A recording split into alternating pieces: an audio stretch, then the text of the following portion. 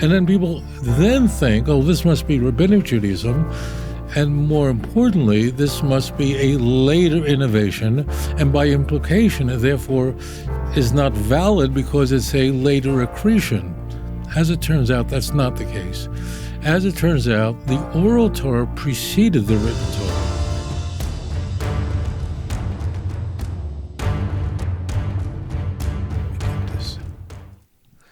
Okay, Malach, you are live on the air. Go ahead with the question, sir. Hey, how you doing? Good. Go ahead. Rabbi's online with you.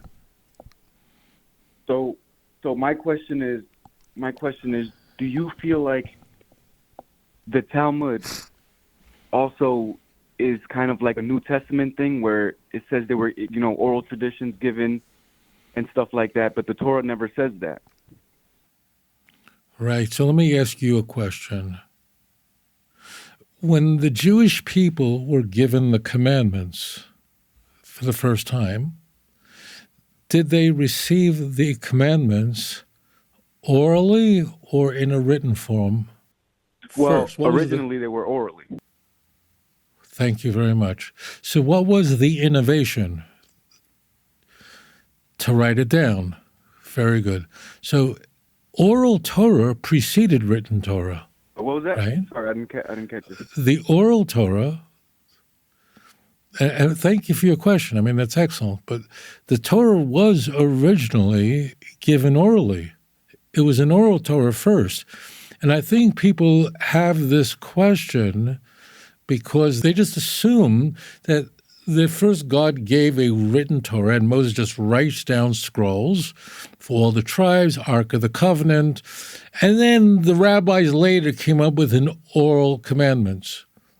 And then people then think, oh, this must be Rabbinic Judaism, and more importantly, this must be a later innovation, and by implication, it therefore is not valid because it's a later accretion.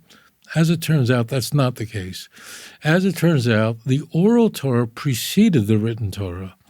The Torah was first given orally, and I should caution you, even before the nation of Israel was forged in the book of Exodus, the Torah was known orally by the patriarchs, not only by the patriarchs, by those who are by Noah himself. I mean, Noah knew what was a clean animal and an unclean animal. That's transparent in the flood narrative in Genesis 6 through 8, when Noah knew exactly what a clean animal was without any explanation, and that he was to preserve 7 of those on the Tovia, on the ark, so that they could be brought as offerings after the flood, after the 150-day period.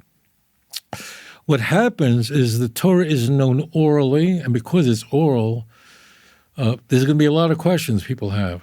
And there's living law. I mean, the reason why you constantly need courts, like when does a policeman open up a book, is that you have case law, and then you just build and build and build. We had a lot of questions. Jethro saw the problems this created. But the key point is originally the Torah was oral.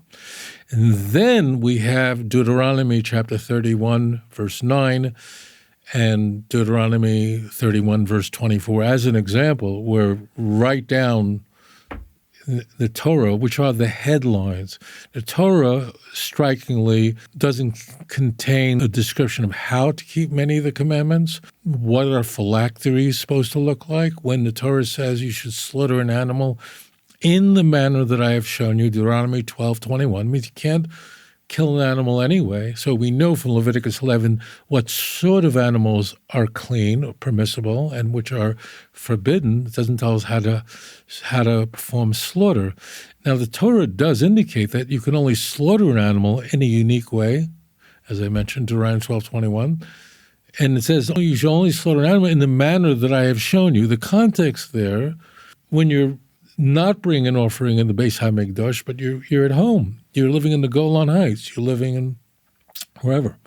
And you want, well, do it the way, but it doesn't tell us how to do that. So the oral law provides the information of how to do it. The very vowels under those letters you see when you open up a Hebrew printed Bible, as an example, that's oral.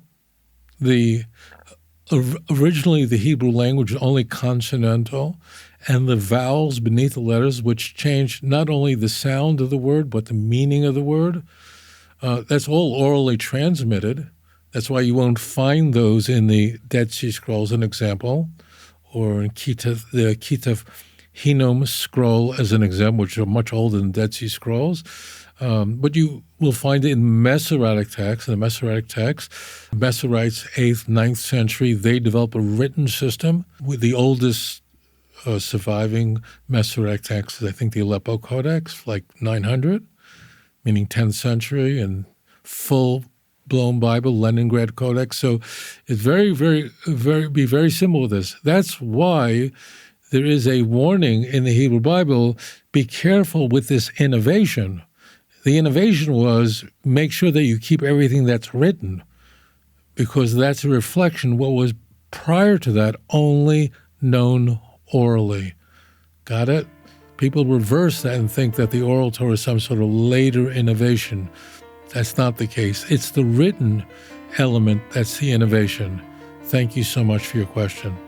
If you enjoyed this program, please like and subscribe. אדון עולם אשר מלך בטרם כל יציר נברא לעת נעשה בחפצו כל